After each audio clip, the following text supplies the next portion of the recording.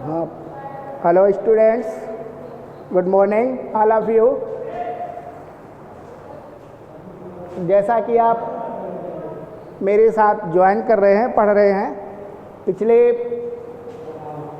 2-3 videos में मैं आपको जो है टेंस के बारे में पढ़ा रहा हूँ और प्रतिदिन जो है एक एक टेंस आपका समाप्त करा रहा हूँ। तो आप लोग भी मेरे साथ ही साथ चलिएगा और जो मैं पढ़ाऊँ उसको आप पढ़ें और लिखें और याद भी करें। और जहाँ पर जैसे आपकी समझ में नहीं आ रहा है, कोई प्रॉब्लम्स हो रही है, तो आप अपने सजेशंस भी हमको भेज सकते हैं।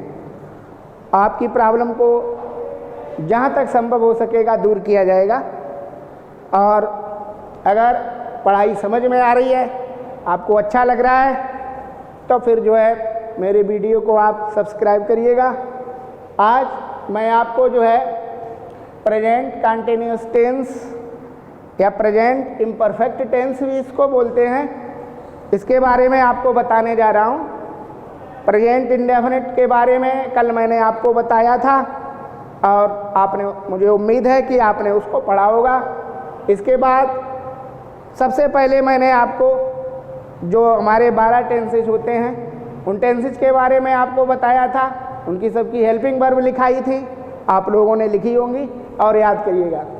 आज मैं आपको प्रेजेंट कंटिन्यूअस टेंस के बारे में बताने जा रहा हूँ। इसको आप ध्यान से सुनिएगा और पढ़िएगा।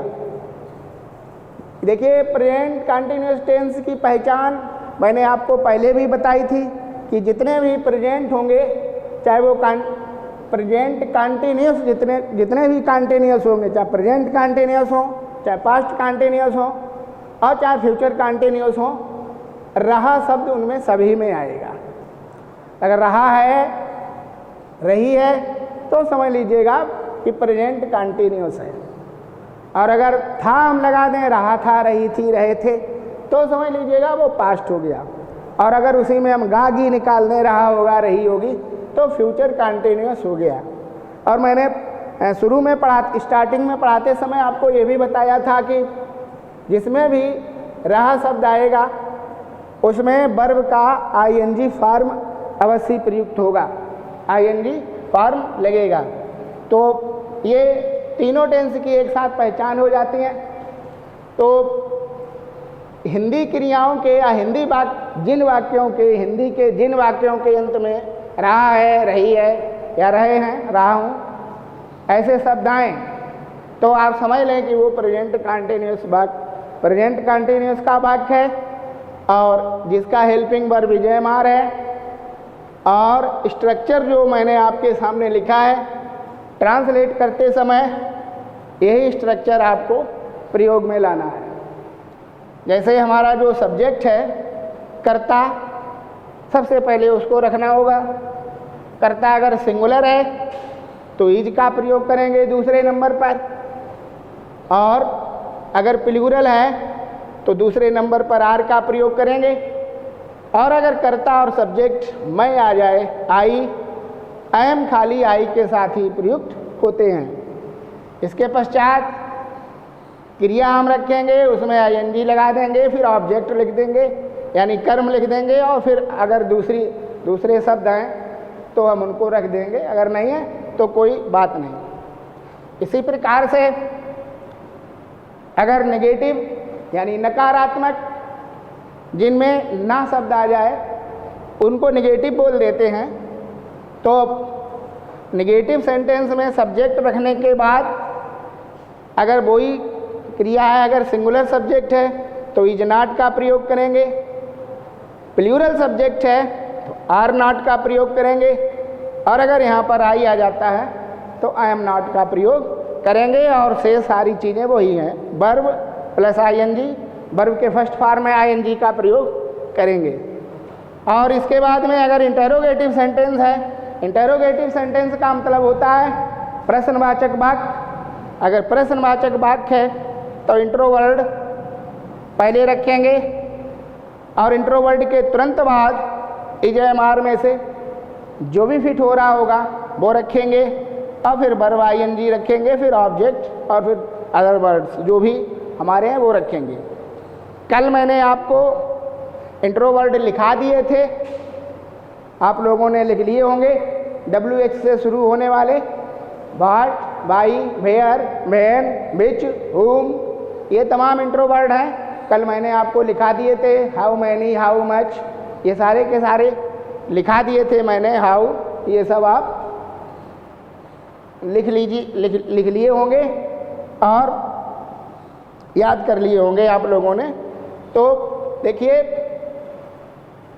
प्रेजेंट कंटिन्यूअस में किसी भी काम का जारी रहना पाया जाता है। नंबर 1, कोई भी काम मौके पर हो रहा होता है तो उसको कहते हैं कंटिन्यूअस। या कोई काम फ्यूचर में भी दर्शाने के लिए प्रेजेंट कंटिन्यूअस का प्रयोग होता है।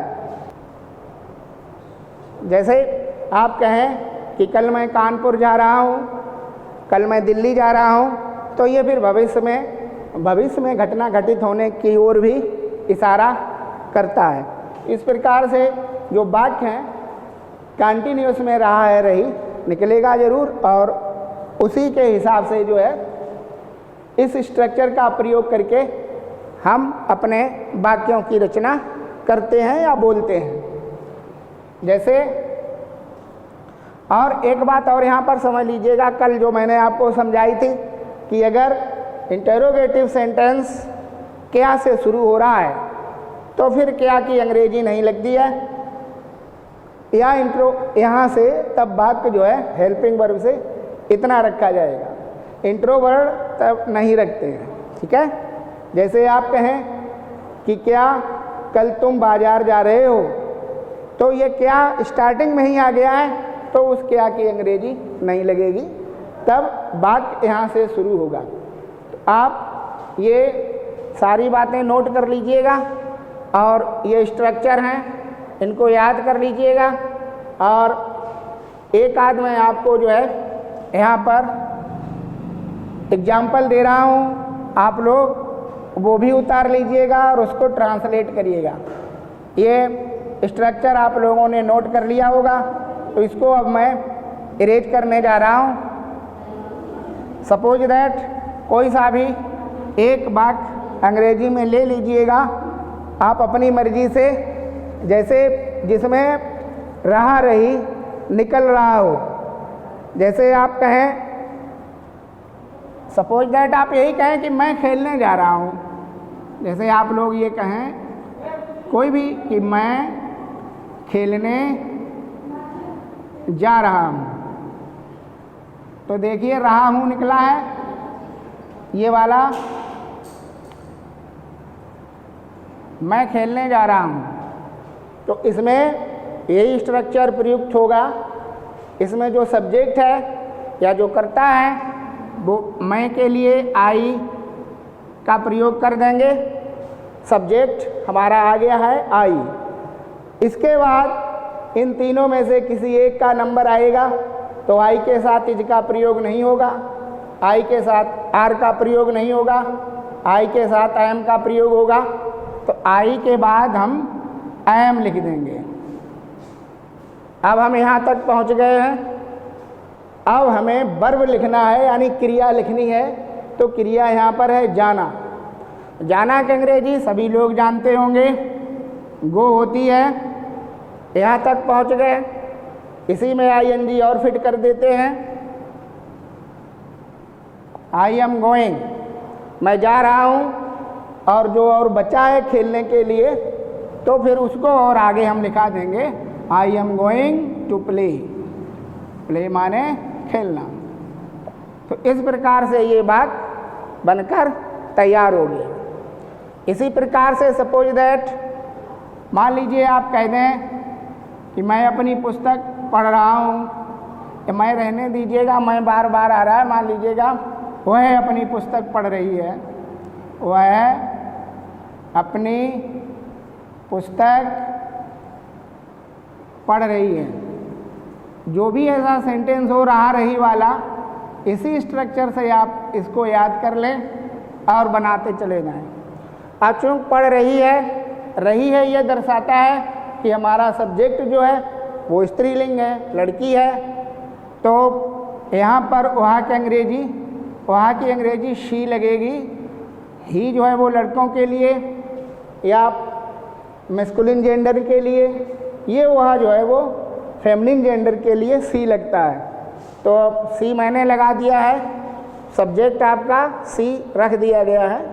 और सी के बाद फिर इन तीनों में से किसी एक का नंबर आया है, तो सी के साथ एम नहीं आएगा, आर नहीं आएगा, इज आएगा। तो सी के बाद हम इज लिख देंगे। इसके बाद अब वर्ब का नंबर आता है, यानी जो काम हो रहा है, जो क्रिया है, उसको मुझे लिखना है। क्रिया यहाँ पर पढ़ना है, और पढ़ने का अंग्रेजी सभी लोग जानते होंगे, रीड होती है। और इसके बाद फिर इसमें आईएनजी लगा देते हैं। अब हमारा जो ऑब्जेक्ट बचा हुआ है उसकी पुस्तक, तो सी के लिए पजेसिव केस हर होता है, और सी इज रीडिंग हर, और पुस्तक या किताब की अंग्रेजी सभी लोग जानते हैं, सी इज रीडिंग हर बुक। तो अगर आपको स्ट्रक्चर याद है, सबसे पहले हम पहचान लेंगे। जब भी कोई वाक्य बनाते हैं तो ये देखते हैं कि ये किस टेंस का वाक्य है, फिर उस टेंस का स्ट्रक्चर हमें याद होना चाहिए। वो स्ट्रक्चर हम याद रखेंगे, किस टेंस की कौन सा हेल्पिंग वर्ब है, कौन सी सहायक क्रिया है, वो यूज करनी है। तो अगर आपको ये स्ट्रक्चर याद है, आपका कोई सा भी सेंटेंस होगा आप बना लेंगे। और अगर ऐसा लिखा हुआ है और आगे अगर बोर्ड में लिख दिया जाता है कि आप इसे निगेटिव बनाइए, तो निगेटिव बनाने के लिए ये तो बहुत सिंपल, वेरी इजी, केवल जहाँ पर इज एम आर आई और हेल्पिंग वर्ब आया हो उसमें केवल नॉट बढ़ा देते हैं आप। यहीं पर हम कह सकते हैं कि वो अपनी पुस्तक नहीं पढ़ रही है, तो यहाँ पर हम नॉट का प्रयोग और कर देंगे। She is not reading her book. I am not going to play, मैं खेलने नहीं जा रहा हूँ। तो नहीं जिसमें आ जाता है वो निगेटिव हो जाता है। और अगर ये लिख दिया जाए कि इसी को इंटेरोगेटिव में बदल दीजिएगा, जो वाक्य परिवर्तन आपका आता है बोर्ड की परीक्षा में, ऐसा सेंटेंस दिया गया है और ये कहा जाए कि इसको निगेटिव में बदल दीजिए, तो नॉट बढ़ा देंगे। इंटेरोगेटिव में बदल दीजिए तो केवल जो है इन दोनों की जगह में परिवर्तन कर देंगे। इंटेरोगेटिव में बदलने के लिए ये पहले रख देंगे और इज की जगह पर सी रख देंगे और सी की जगह पर इज रख देंगे। इन दोनों की जगहों में परिवर्तन करके इंटेरोगेटिव सेंटेंस बनकर तैयार हो जाएगा। मान लीजिएगा, और उसके माने निकलेंगे क्या वह अपनी किताब पढ़ रही है।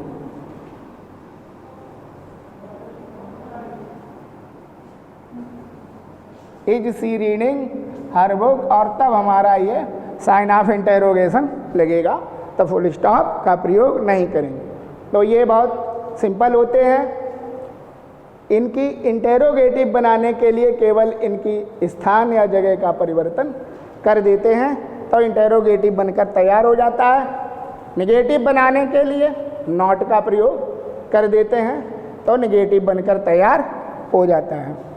और भी आप लोग जो है, अब ये सिंपल सेंटेंस थे, उन्हीं को मैंने जो है निगेटिव में भी कन्वर्ट कर दिया और उन्हीं को जो है इंटेरोगेटिव में भी कन्वर्ट कर दिया। और अधिकतर कन्वर्जन ऑफ सेंटेंसेज में यही आता है। वाक्य परिवर्तन में एक वाक्य लिख देंगे और उसको कहेंगे कि निगेटिव बनाइए, इंटेरोगेटिव बनाइए, और फिर आगे पैसिव वॉइस बनाइए। तो वो सारे के पैसिव वॉइस मैं आपको जो है आगे बताऊंगा। इसके बाद देखिए, और मैंने कहा कि जैसे भविष्य में जो है व्यक्त करने के लिए भी इसको प्रयोग करते हैं, वे लोग कुछ करने जा रहे हैं। और भी हैं, जैसे मैं एक कार खरीदने जा रहा हूँ, इस प्रकार से मैं एक कार खरीदने जा रहा हूँ।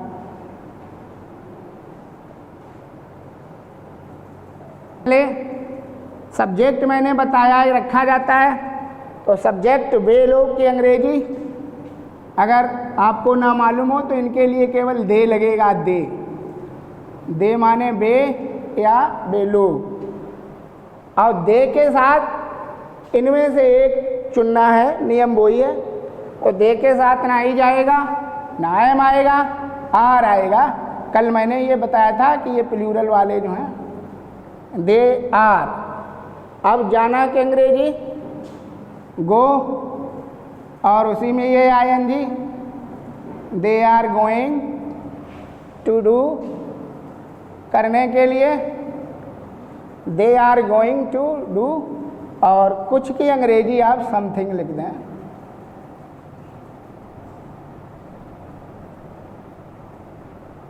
ये थोड़ो घनो कर दें। हाँ,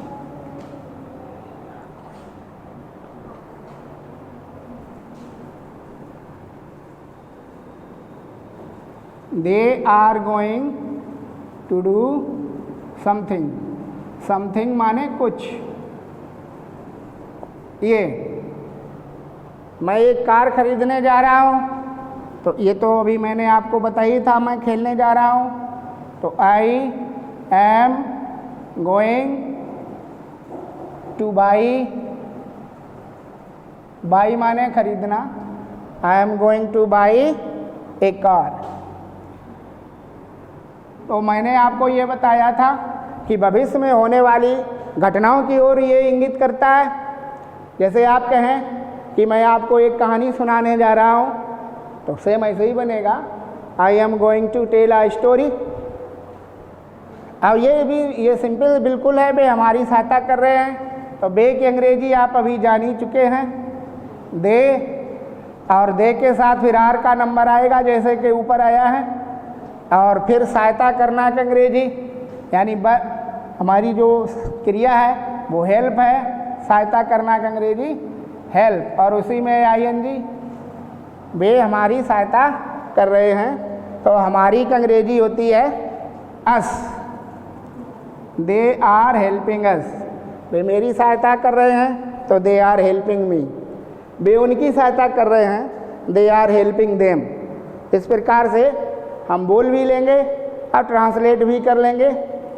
और जैसा कि मैं पहले आपको बता चुका हूँ, नेगेटिव में करना है तो यहाँ पर नॉट जो है वो हमेशा हेल्पिंग वर्ब के पास ही रहते हैं, हेल्पिंग वर्ब से ही चिपके रहते हैं, वो इधर उधर नहीं जाते हैं। Am not, has not, is not, are not, has not, have not या haven't, do not, does not, don't, जिनके शॉर्ट फॉर्म है डोंट या डजंट। इस प्रकार से जो नॉट है वो इनके साथ ही लगा रहता है, वो हटकर नहीं जाता है, ठीक इनके बाद ही आता है। और इंटेरोगेटिव बनाने के लिए मैंने आपको बताया था कि अगर ये सेंटेंस लिखा है और आगे लिख दिया जाए कि इसे इंटेरोगेटिव में कन्वर्ट करिए, तो फिर इनकी केवल जगह बदल देंगे, हेल्पिंग वर्ब और सब्जेक्ट की आपस में जगह चेंज कर देंगे, और आगे इंटेरोगेटिव साइन ऑफ इंटेरोगेशन लगा देंगे, तो इंट्रो सेंटेंस हो जाएगा इंटेरोगेटिव। जैसे are they going to do something, तो माने निकलेंगे कि आप ये कुछ करने जा रहे हैं। Am I going to buy a car, क्या मैं एक कार खरीदने जा रहा हूँ। आर दे हेल्पिंग अस, क्या वे हमारी सहायता कर रहे हैं। तो आप इन तीनों में कन्वर्ट कर देंगे, और बोर्ड की परीक्षा में कन्वर्जन ऑफ सेंटेंसेज में ये भी आते हैं। तो ये कंटिन्यूस वाले हैं, ये बहुत सरल होते हैं। केवल जो है प्रेजेंट इंडेफिनिट में एस या एस जहाँ पर लगा होता है वहाँ निगेटिव बनाने के लिए डज नॉट का प्रयोग होता है, और फर्स्ट फॉर्म प्लूरल के साथ जहाँ पर फर्स्ट फॉर्म रखा होता है वहाँ पर डू नॉट का प्रयोग करते हैं। लेकिन ये बहुत सरल होते हैं, उसमें डज नॉट और डू नॉट अपनी तरफ से बढ़ाना पड़ता है, इनमें जो है केवल नॉट बढ़ाना पड़ता है। तो आप इसके स्ट्रक्चर को समझ लीजिएगा, और बनाने की जो मैंने विधियाँ आपको बताई हैं, अगर आप ये फार्मूला है, ये स्ट्रक्चर है, इसको प्रयोग करेंगे तो कोई गलती नहीं होगी और ये बनते चले जाएंगे। तो मैं आशा करता हूँ कि आप लोग प्रेजेंट कंटिन्यूस को समझ गए होंगे, बनाने की विधि भी समझ गए होंगे। तो जैसा कि मैंने कल आपको कुछ सेंटेंस दिए थे, तो आप कुछ बच्चों ने उनको ट्रांसलेट करके भेजा भी है, तो ऐसे बच्चे जो हैं प्रशंसा के पात्र हैं। और आज मैं जो है इस टेंस के कुछ वाक्य आपको देंगे सरल सरल, तो आप अपनी नोटबुक में उनको ट्रांसलेट करिए और फिर जो है मुझे यहाँ पर भेजिए। तो इससे ये ज्ञात होगा कि आप लोगों की समझ में आ रहा है और आप लोग जो है कितनी जिम्मेदारी निभा रहे हैं और मुझे मेरी पढ़ाई का क्या रिस्पांस मिल रहा है। तो अब हम आपको कम से कम 6-7 वाक्य लिख के दे रहे हैं आप। तो अब आप ये सेंटेंस जो हैं आप नोट कर लीजिएगा अपनी नोटबुक में और फिर जो है इन्हें ट्रांसलेट करके दिखाइएगा। इसमें मैंने 2 आपको जो है सिंपल सेंटेंस पॉजिटिव दिए हैं और 2 जिसमें आप देखेंगे कि नहीं आया है नेगेटिव दिए हैं, और 3 जो हैं लास्ट के 3 सेंटेंसेस वो इंटेरोगेटिव हैं। एक क्या वाला है और 2 इंट्रोवर्ड वाले हैं। तो इन्हें आप ट्रांसलेट करिएगा अपने घर पर। और थोड़ा हिंट में संगीत कि सभी लोग जानते होंगे, म्यूजिक और म्यूजिशियन संगीतकार होता है, मैजिक जादू और मैजिशियन जादूगर, ठीक है। तो संगीत से संगीतकार, म्यूजिक, और सीखना है कि अंग्रेजी लर्न आप लगा सकते हैं। आजकल की अंग्रेजी दीज डेज या नाउ ए डेज लगा सकते हैं आप। सप्ताह की अंग्रेजी सभी लोग जानते हैं, इसमें कुछ बताने ही वाला नहीं है।